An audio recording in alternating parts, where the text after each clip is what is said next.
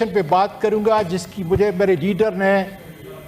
2 April 2025 کو اجازت دی تھی جیل کے اندر، لیکن بدقسمتی سے اندرونی اور بیرونی عوامل، میرا یہ خیال ہے کہ پاکستان کا بچہ بچہ ان عوامل کو جانتا ہے، اس کو بات چیت کو ڈیل کے نام سے اس کو ڈیریل کیا گیا، اور آج حالت یہ ہے 8-9 مہینے کے بعد میرے خان نے اچکزئی صاحب کو اور علامہ صاحب کو وہی جو فرض سونپا ہے جس کا آج رانا صاحب نے بڑی تفصیل سے بات کی، علامہ صاحب نے بڑی تفصیل سے بات کی، یہ ہماری شہرگ ہے۔ اس پہ چل کر ہم ان ایوانوں کی قدر کو آگے بڑھا سکتے ہیں۔ اگر آج کا دن نہ ہوتا میں تقریر نہ کرتا جناب علی، اس لیے کہ 2003 سے لے کر ملکی اور ملی معاملات پر ہمیشہ میں نے بلا خوف خطر بات کی اور اس کی قیمت بھی ادا کی، لیکن آج سے پہلے اس ایوان کے دونوں طرف میں کہتا ہوں، جو مشکل تھی سچ کہنا اور سچ بولنا اتنا کٹن اور معیوب تھا کہ اس کے متعلق میں کہہ سکتا ہوں کہ اپنے بھی خفا مجھ سے ہیں، بیگانے بھی ناخوش، میں کہہ نہ سکا کیا زیر ہلال کو کبھی کند۔ جناب ہماری بدقسمتی ہے کہ آج ہم سیاست دانوں کو ایک ایسے چوراہے پہ لا کے کھڑا کر دیا ہے کہ جہاں ہمیں ایک دوسرے پر اعتماد نہیں، ہمیں ایک دوسرے کو برداشت کرنے کی قوت نہیں، اور جہاں یہ حالت ہے تو دوسری طرف ہمارا ملک اندرونی اور بیرونی خطرات سے اس طرح جکڑا ہوا ہے، سامنے ہمیں نظر آ رہا ہے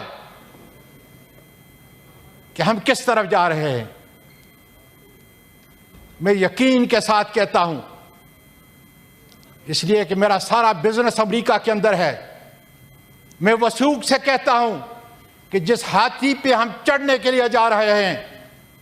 وہ تھوڑی دیر کے لیے تو آپ کو چڑھنے دے گا، سواری کرنے دے گا، لیکن اس کے بعد اس کو اپنے پاؤں کے نیچے روندے گا، جس طرح اس نے صدام کو روندا، جس کو سب سے بڑا آئرن لیڈر کہا تھا مڈل ایسٹ کا، اس کو ایران پہ چڑھایا، اس کو کویت پہ چڑھایا، اور آخر اس کو پھانسی کے تختے پہ جا کر اس کا اہتمام کیا۔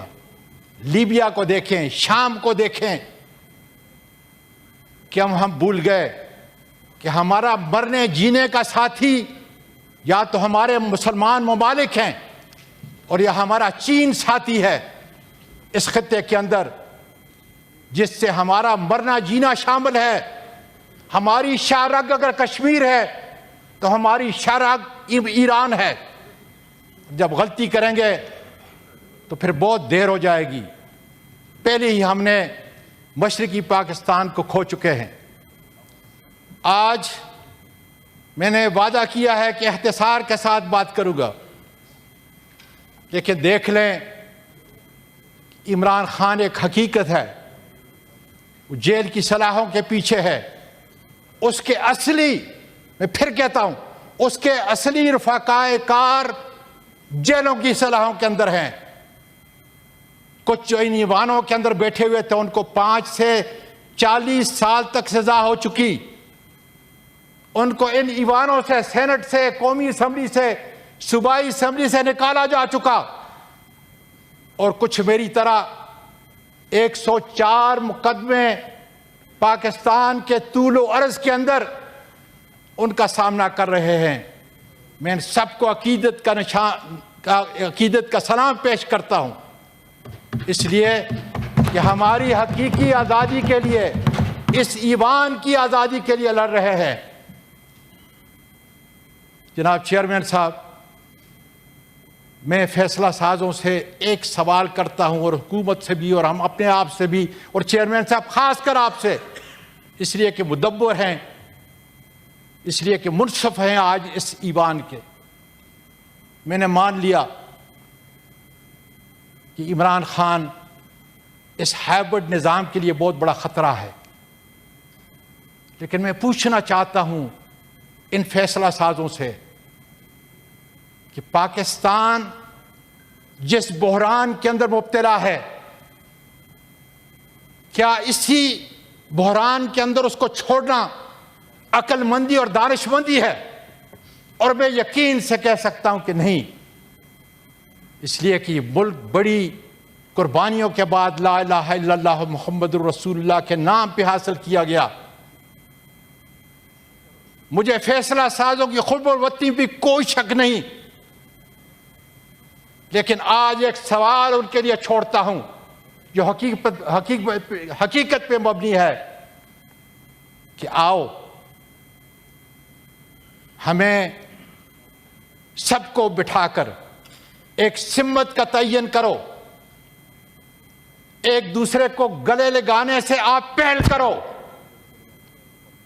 قانون اور آئین میں پہل کرو، پھر دیکھو میرا پاکستان اور اس کی منزل کتنے قریب آتی ہے۔ بہت بہت شکریہ جی چشتی صاحب، جی فرمائیے۔ چشتی صاحب آپ مہربانی کر کے اسے 2-3 منٹ میں ختم سر کریں۔ میں 1 منٹ میں فارغ کر دوں گا، کراچی والوں کی ویسے ہی نہیں سنتے لوگ۔ نہیں سر اس میں جی فرمائیں آپ۔ بسم اللہ الرحمن الرحیم۔ جی جی بہت شکریہ چیئرمین صاحب کہ آپ نے مجھے موقع دیا،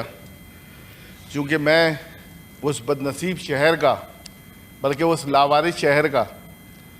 بلکہ میں کیا کہوں کہ میں جس شہر کا باسی ہوں، مجھے خود شرمندگی ہوتی ہے۔ فیڈرل گورنمنٹ اس کو اون نہیں کرتی، پرائم منسٹر صاحب سی ایم کو فون کر دیتے ہیں کہ دیکھیں اور رپورٹ پیش کریں۔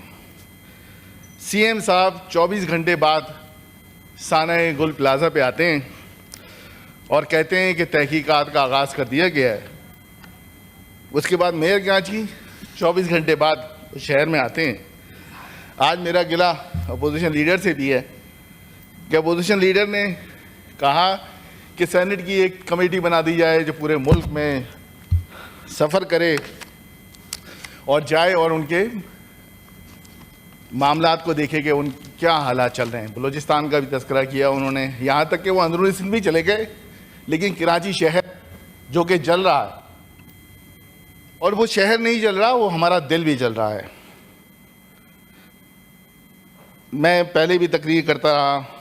ایک زمانے میں مجھے بڑی خوشی ہوتی تھی جب میں کہتا تھا کہ عروس البلاد، روشنیوں کا شہر، فائنینشل کیپٹل۔ آج وہ شہر رو رہا ہے، خون کے آنسو رو رہا ہے، لیکن اس معزز ایوان میں کسی ایک شخص نے کراچی کی شہر کے بارے میں بات نہیں کی۔ کل ہم نے ہی کھڑے ہو کے کہا کہ بھائی کم از کم اس کے لیے دعا ہی کر لو شہر کے لیے، پھر اس کے اوپر دعا کی گئی، جبکہ ہونا یہ چاہیے اس لاوارث شہر جو کہ پورے ملک کو پال رہا ہے۔ 65% ہم فیڈرل کو دیتے ہیں، 95% ہم پورے سندھ کو دیتے ہیں، لیکن اس لاوارث شہر کو کوئی پوچھنے کو تیار نہیں ہے۔ میں تقریر کروں گا، اس کے بعد شاید اور لوگ بھی تقریر کر لیں، میری ہاں میں ہاں ملا لیں۔ اگر کسی کا ضمیر زندہ ہے تو اس شہر کی اور میری ہاں میں ہاں ملا لے گا۔ جو میں کر سکتا ہوں، بلکہ میں نے اپنی قیادت کو آج جذباتی ہو کے اظہار بھی کیا ہے کہ ایسے اتحاد میں رہنے کا کوئی فائدہ نہیں ہے جس سے ہم اپنی عوام کو کم از کم جینے کا حق ہی دے سکیں۔ ان کو جو اور ان کے حقوق ہیں وہ تو دے نہیں پا رہے، کم از کم ان کو۔ میں نے آج بڑا پرزور اپنی قیادت سے کہا ہے کہ جی اس اتحاد سے نکل جانا چاہیے اور ہمیں سڑکوں پہ آ جانا چاہیے، کیونکہ شاید یہاں کے حکمران صرف اور صرف سڑکوں کی زبان سمجھتے ہیں، اور یہ آپ اچھی طرح جانتے ہیں کہ وہ زبان ہمیں بہت اچھی طرح آتی ہے، لیکن ہمیں احتیاط کر رہے ہیں۔ آخر میں ایک صرف مصرع کہنا چاہتا ہوں، شاید آپ میری بات مان جائیں کہ کم از کم سانہ گل پلازا کے لیے اس معزز ایوان سے 1 منٹ کا وقت مل جائے کہ ان سارے کے لیے 1 منٹ کی خاموشی اختیار کیا جائے. شاید آپ میری اور کراچی کے اس مظلوم سینیٹر کی اور کی آپ بات مان لیں. بہت شکریہ.